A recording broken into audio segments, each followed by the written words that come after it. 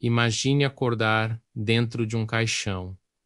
Escuridão total. O ar pesado, difícil de respirar. Você grita, mas ninguém ouve. Você está enterrado vivo, sem saber se alguém um dia vai te encontrar. Essa não é uma história de filme de terror. Isso aconteceu de verdade com Bárbara Maquel, uma jovem que viveu o pesadelo que todos nós tememos. Estamos em dezembro de 1968, nos Estados Unidos, uma época de grandes mudanças e agitação. Mas para Bárbara Maquel, uma estudante universitária de 20 anos, a vida seguia seu curso normal. Ela vinha de uma família rica e influente.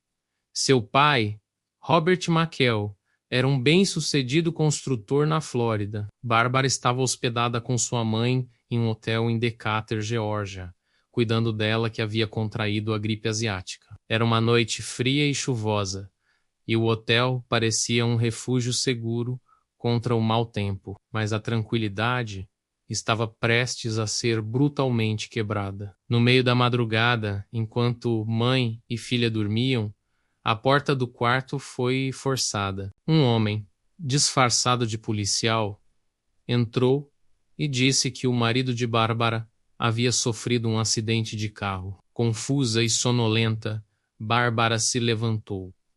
Foi então que a farsa desmoronou. Um segundo homem surgiu das sombras, e a verdade aterrorizante se revelou.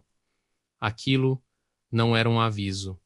Era um sequestro. Eles amarraram a mãe de Bárbara e a forçaram a ingerir clorofórmio, deixando-a inconsciente. Bárbara foi levada à força, arrastada para fora do hotel no meio da noite, sem saber para onde estava indo, ou o que aconteceria com ela. O carro partiu em alta velocidade, mergulhando na escuridão de uma estrada deserta. O medo era palpável, mas o que a esperava era muito pior do que qualquer coisa que ela pudesse imaginar. Após uma viagem de cerca de 2 horas, o carro parou em uma área de floresta densa e isolada. Os sequestradores, Gary Steven Christ e sua cúmplice, Ruth Eismancher, tinham um plano meticulosamente cruel. Eles não a levariam para um cativeiro comum.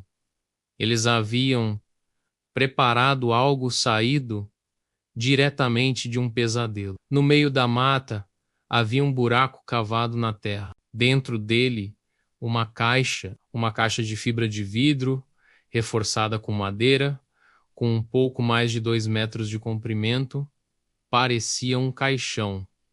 E era exatamente para isso que serviria. Dentro da caixa havia um pequeno ventilador movido a bateria para a circulação de ar, um pouco de água misturada com sedativos e um punhado de comida. 2 tubos de plástico serviam como dutos de ventilação, saindo da caixa e subindo até a superfície. Os sequestradores a obrigaram a entrar. O espaço era apertado, claustrofóbico. Eles fecharam a tampa, parafusando. O som dos parafusos sendo apertados foi o último som do mundo exterior que ela ouviu por um longo tempo. Em seguida, o som de paz jogando terra sobre a caixa. Pá, após pá, até que a escuridão se tornou absoluta e o silêncio, ensurdecedor. Ela estava enterrada viva, a quase 1 metro de profundidade. O plano deles era diabólico em sua simplicidade.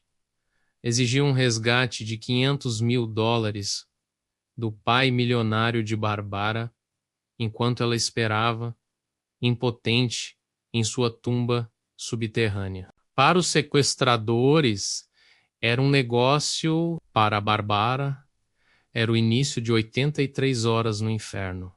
O tempo perdeu o sentido. Cada segundo se arrastava como uma hora, cada hora uma eternidade. A escuridão era total, impenetrável. O único som era o zumbido fraco do ventilador e a batida do seu próprio coração, ecoando em seus ouvidos. O ar ficava cada vez mais rarefeito. O ventilador, sua única linha de vida, começou a falhar. O silêncio, antes opressor, agora era aterrorizante. Significava que o ar estava acabando. Ela tentava se manter calma, pensando em sua família, rezando para que a encontrassem. Mas a esperança era uma chama frágil naquele breu sufocante. Ela sentia o frio da terra ao seu redor, a umidade se infiltrando. O espaço era tão pequeno que mal conseguia se mover. A sensação de estar presa, imobilizada, era uma tortura psicológica constante.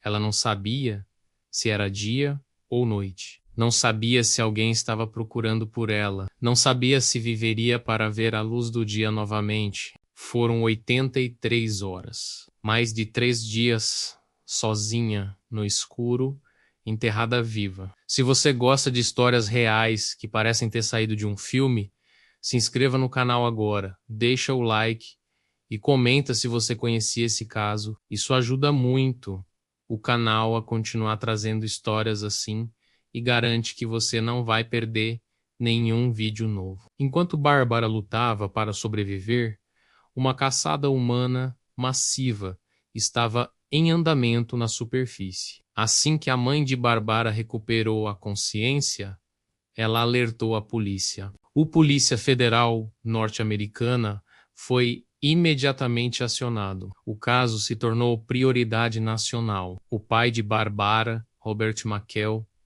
recebeu a ligação exigindo o resgate. $500.000 em notas não marcadas. Uma fortuna para a época. Ele não hesitou um segundo e concordou em pagar. A entrega do dinheiro foi tensa e complicada. Os sequestradores davam instruções confusas por telefone, levando os agentes e o pai de Bárbara a uma perseguição por diferentes locais. Finalmente, a mala com o dinheiro foi deixada em um local combinado.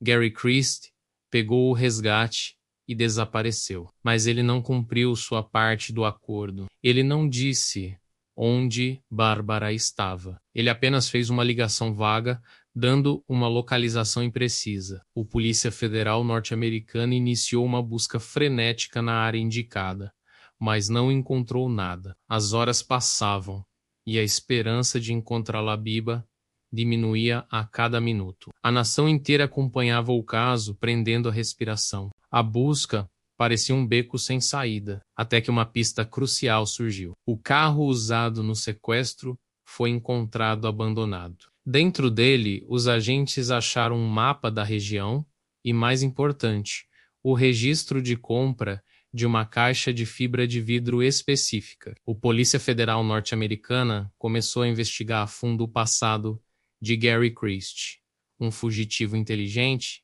e calculista. Eles descobriram que ele havia estudado sobre o solo da região. Cruzando as informações, eles conseguiram triangular uma área de busca muito mais precisa, uma zona de floresta de pinheiros perto de Duluth, Geórgia. A corrida contra o tempo era desesperadora. Dezenas de agentes do Polícia Federal norte-americana, com pás e equipamentos, invadiram a floresta. Eles começaram a sondar o solo, procurando por qualquer sinal de terra remexida. A tensão era máxima. O próprio diretor do Polícia Federal norte-americana, J. Edgar Hoover, supervisionava a operação diretamente de Washington. A noite caiu novamente. Após horas de busca infrutífera, um agente sentiu algo. O chão parecia oco em um ponto específico. Eles começaram a cavar, primeiro com as mãos, depois com as pás, com um cuidado extremo para não danificar o que quer que estivesse lá embaixo. A terra foi sendo retirada centímetro por centímetro. E então eles viram a ponta de um tubo de plástico saindo do chão. Era o duto de ventilação. A esperança explodiu na equipe. Eles cavaram mais rápido, revelando o contorno de uma caixa de madeira e fibra de vidro. Quando finalmente conseguiram desenterrar a tampa, um dos agentes gritou o nome dela. Bárbara? E lá de dentro, fraca, mas audível, veio a resposta. Estou aqui. Contra todas as probabilidades, depois de 83 horas enterrada, Barbara Maquel estava viva. Ela foi retirada da caixa, desidratada, surra, mas consciente. A imagem dela, emergindo da terra, rodou o mundo. Foi um milagre. O crime chocou os Estados Unidos e o mundo. A crueldade do plano e a incrível sobrevivência de Bárbara dominaram os noticiários. A caçada aos sequestradores continuou. Gary Christie foi capturado 2 dias depois, escondido em um pântano na Flórida. Sua cúmplice, Ruth Eismanchier, foi presa alguns meses depois, se tornando a primeira mulher na história a entrar para a lista dos 10 mais procurados do Polícia Federal norte-americana. Ambos foram condenados e presos. Barbara Maquel sobreviveu ao trauma físico, mas as cicatrizes psicológicas permaneceram. Ela escreveu um livro sobre sua experiência chamado 83 Horas até o Amanhecer, que mais tarde virou um filme.